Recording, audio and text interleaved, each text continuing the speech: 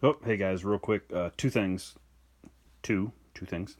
Uh, I totally forgot that under this detected marker was an HQ who could have supported the one VAR, so he would have fired that mission. It would have ended up making the odds 1-1 with a shift right in urban, and then the die roll modifier and all that kind of stuff. So the end result would have been a 1R, and he failed his roll to voluntarily avoid the retreat. So he comes back to here, and the airborne ends up in the city or in the urban hex anyway. But the other thing I forgot.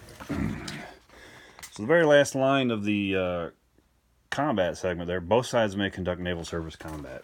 And so earlier on, I didn't show you this. The non-allied player moved their second SAG into the southern Baltic from the Bornholm Basin. That's a contested sea move, so I had to roll for that. They made it, and then because they moved, I also had to roll for naval detection again. Ends up it's point detected again anyway. So naval combat. If the initiative player doesn't initiate, the non-initiative player can.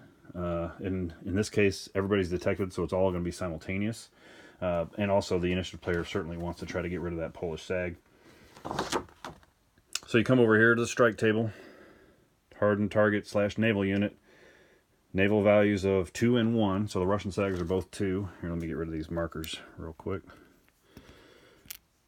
The Russian SAGs both are 2. How'd that happen? All right, so it's all simultaneous, so I'm going to roll a strike on the naval 2. -1 for the point detect. 3 minus 1 is a 2. So that's a strike 1 on the poles. Second one is a 6. A 5 just misses, so the poles end up with a strike 1. And then they'll fire back at one of them. Doesn't really matter which one. They roll a 9. So that's a miss. So we'll put a strike 1 on the Polish SAG. At this point, he has the option to retreat to a friendly port, which in this case, of course, is going to be Poland somewhere. Or he can stay. I think that's some VP to lose.